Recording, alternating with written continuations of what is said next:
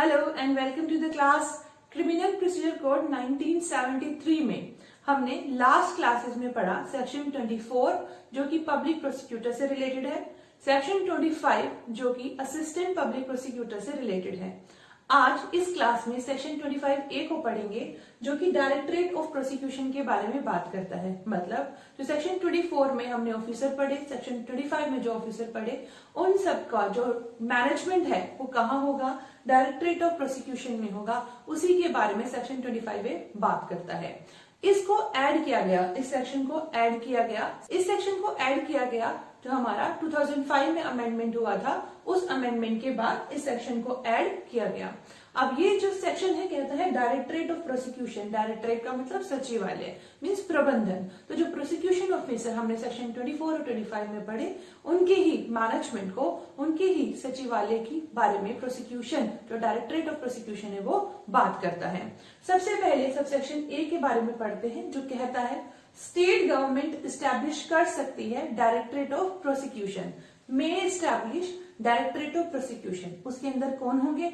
उसके अंदर एक डायरेक्टर होंगे और डायरेक्टर के साथ साथ डिप्टी डायरेक्टर्स भी होंगे। अब एक तो डायरेक्टर होंगे मगर डिप्टी डायरेक्टर कितने होंगे वहां पर सबसेक्शन 1 में वो नहीं बताया गया, बल्कि ये कहा गया कि जितने डिप्टी डायरेक्टर्स जरूरी समझती है स्टेट गवर्नमेंट वो उनको अपॉइंट कर सकती है। फिर सबसेक्शन 2 में कहते हैं कि अपॉइंटमेंट किसका होगा और कैसे होगा। अपॉइंटमेंट होगा जो व्यक्ति को डायरेक्टर या फिर डिप्टी डायरेक्टर बनाया जा रहा है उसके पास कम से कम एज एन एडवोकेट 10 साल का एक्सपीरियंस होना जरूरी है। मींस उस व्यक्ति को काम करते हुए एडवोकेट के तौर पे कम से कम 10 साल पूरे हो चुके हों, 10 साल का अनुभव होना जरूरी है। और जो अपॉइंटमेंट होगा स्टेट गवर्नमेंट करेंगी, लेकिन appointment with concurrence of chief justice of high court. जैसे स्टेट में ये स्टैब्लिश किया जा रहा है डायरेक्टरेट ऑफ प्रोसिक्यूशन और डायरेक्टर और डिप्टी डायरेक्टर को अपॉइंट किया जा रहा है, उसमें जब अपॉइंट किया जा रहा है उस वक्त जो हाई कोर्ट है उन हाई कोर्ट की चीफ जस्टिस की सहमति के साथ में अपॉइंटमेंट होगा ऐसे व्यक्ति का जिसके पास कम से कम 10 साल का अनुभव हो एज एन एडवोकेट। फिर जो हमारा सबसेक्शन 3 से लेके और सबसेक्शन 6 तक है वहां पर हायरार्की के बारे में बताया गया है कि कौन किसके सबऑर्डिनेट होगा।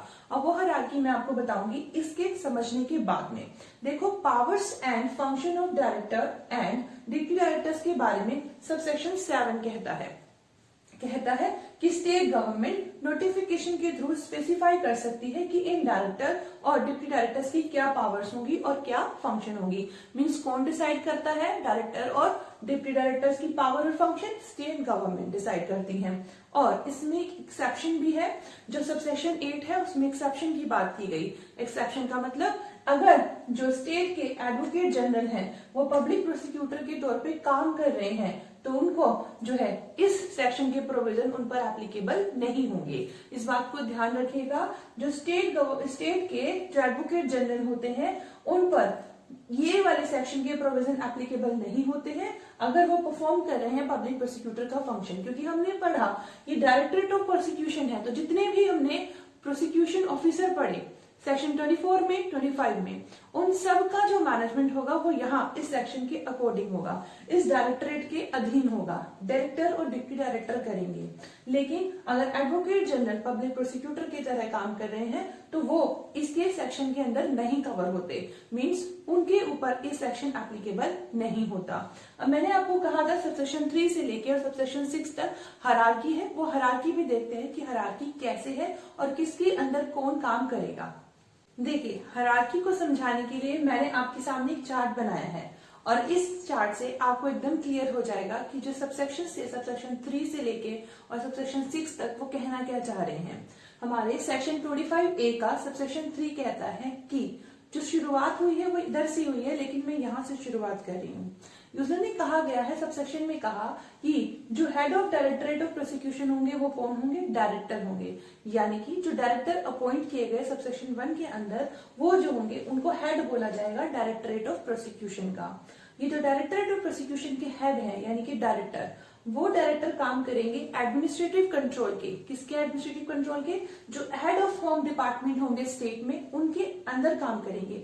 मींस ये सबऑर्डिनेट होंगे इनके, ठीक है। सबऑर्डिनेट समझ में आ रहा है? मैंने ये एरो इसीलिए बनाया है कि ये administrative control of head of home department in the state के सबऑर्डिनेट होंगे head of directorate of prosecution, और हेड कौन है? डायरेक्टर है। अब जो डायरेक्टरेट ऑफ प्रोसिक्यूशन है, हमारे डायरेक्टरेट ऑफ प्रोसिक्यूशन की हमने बात की, उनमें जो डायरेक्टर है उनकी देखिए सबसेक्शन 4 कहता है जो डिप्टी डायरेक्टर्स ऑफ प्रोसिक्यूशन है जो हमने अपॉइंट किए सेक्शन 1 में, वो जो होंगे वो डायरेक्टर ऑफ जो हमारे director of directorate of prosecution है यानी हेड है, उनके अंदर काम करेंगे, मीन्स उनके सबऑर्डिनेट होंगे, ऐसा सबसेक्शन 4 बोलता है।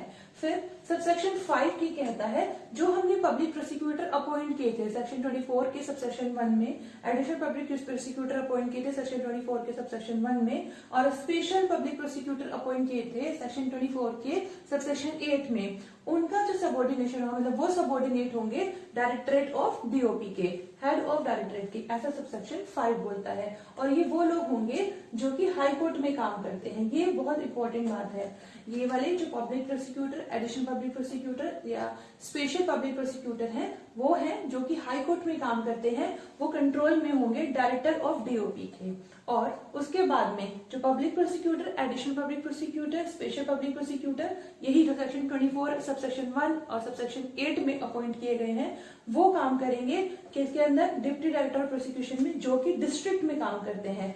इन दोनों में डिफरेंस देखिए, जो हाई कोर्ट में काम करने वाले public prosecutor, additional public prosecutor और स्पेशल पब्लिक प्रोसिक्यूटर हैं, वो तो हेड के अंडर होंगे यानी डायरेक्टर के अंडर कंट्रोल करे काम करेंगे, और जो डिस्ट्रिक्ट में काम करते होंगे वो डिप्टी डायरेक्टर्स के अंडर काम करेंगे, यानी वो जो सबऑर्डिनेट होंगे वो डिप्टी डायरेक्टर्स के होंगे। इसके अलावा जो हमने सेक्शन 25 में असिस्टेंट पब्लिक प्रोसिक्यूटर पढ़े थे, वो भी सबऑर्डिनेट होंगे डिप्टी डायरेक्टर के, ऐसा सेक्शन 6 बोलता है।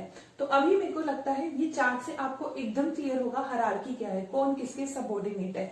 इसको आप स्क्रीनशॉट ले लेना, बहुत इजी हो जाएगा, बेयर से भी इजी हो जाएगा इस चीज को समझना, आपको पूरी हायरार्की समझ में आ जाएगी। और ये मैंने सबसेक्शन भी लिख दिए हैं, सबसेक्शन 3, ये सबसेक्शन 4 में सबऑर्डिनेशन बताया गया, ये सबसेक्शन 5 में सबऑर्डिनेशन बताया गया, और ये डिस्ट्रिक्ट वाला सबसेक्शन 6 में बताया गया, और असिस्टेंट पब्लिक प्रोसिक्यूटर का भी सबसेक्शन 6 में बताया गया। तो जो व्यक्ति जो public prosecutor, assistant public prosecutor या additional public prosecutor, special public prosecutor जो डिस्ट्रिक्ट कोर्ट में काम करते हैं, वो सारे कहाँ आएंगे? वो डिप्टी डायरेक्टर्स ऑफ प्रोसिक्यूशन के कंट्रोल में आते हैं। और जो हाई कोर्ट में काम करते हैं, यहाँ देखना असिस्टेंट पब्लिक प्रोसिक्यूटर को डायरेक्टर के यहाँ पर कंट्रोल में नहीं किया गया, वो डिप्टी डायरेक्टर के ही कंट्रोल में है। उनका जो हाई कोर्ट वाले काम करने वाले हैं वो डायरेक्टरेट ऑफ प्रोसिक्यूशन के सबऑर्डिनेट में है। तो ये हो गया हमारा सेक्शन 25A। आई होप आपको अच्छा लगा हो class. Thank you so much for listening, thanks a lot, keep learning and keep smiling.